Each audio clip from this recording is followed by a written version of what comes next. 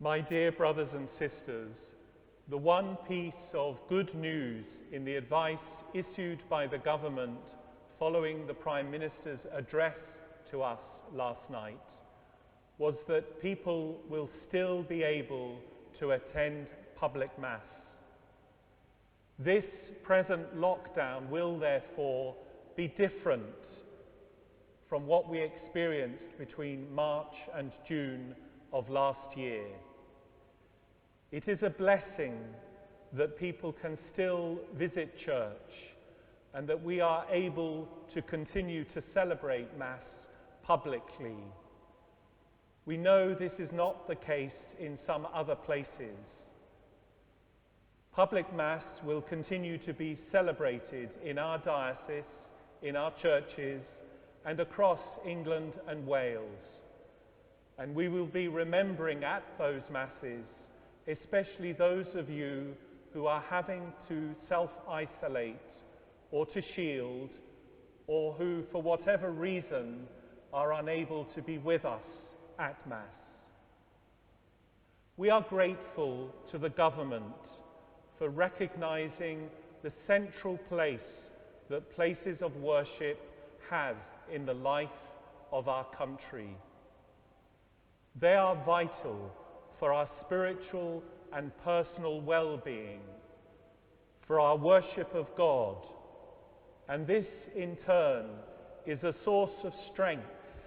It gives us spiritual energy for our continued service of those in need, and especially of the most vulnerable at this time.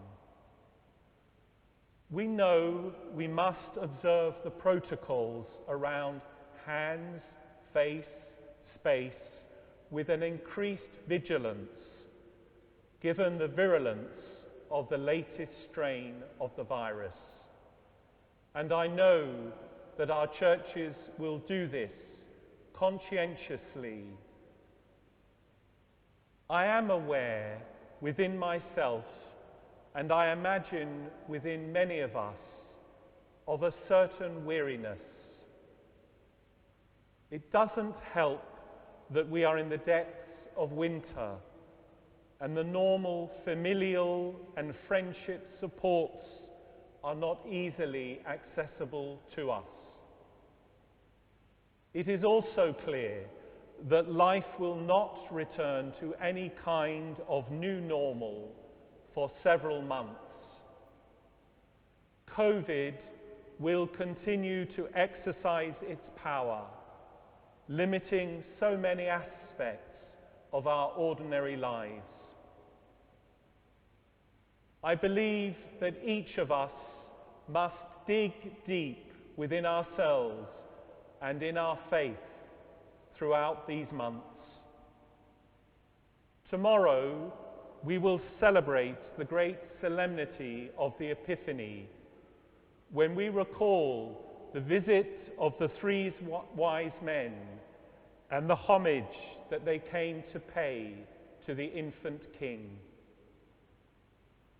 One of the gifts they brought was that of myrrh, used to anoint those who die, recognizing that this child would participate fully in the reality of our human mortality. He too would experience death. As we reflect on that painful gift offered by the three wise men, let us continue to work with those who are seriously sick or close to death, to give them and their loved ones hope in a time of darkness. The wise men also brought gold, a sign to us that Jesus is our King, and a reminder to us at this time that our country's resources in these months must be put at the service of those most in need. The third gift that they brought was frankincense, a reminder that this child they were greeting was also their God and deserving of their prayer and their worship.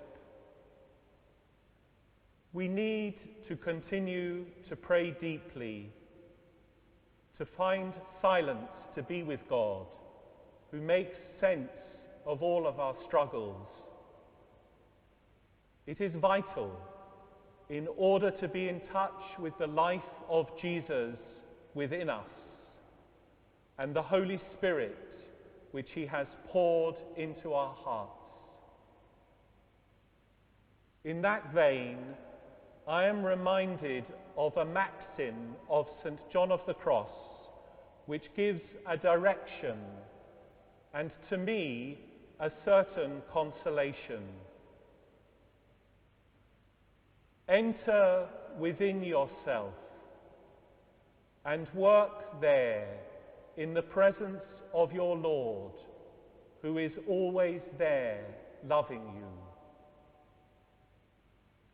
So often we do not see the fruits of our prayers and of our labours, and this seems acutely so in this time of COVID.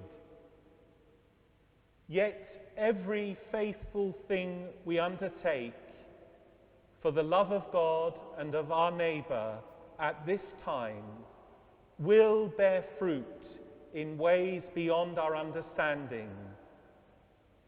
I am sure of this, even if the reality of that is hidden with Christ in God to us at this time. In these months, then, let us look to him who brings light to our eyes and strength to our wearied limbs. In this year dedicated to St. Joseph, the great protector and defender of Jesus and Mary in times of crises, it is to him that I entrust us all. And please, I ask your prayer for me too. God bless you.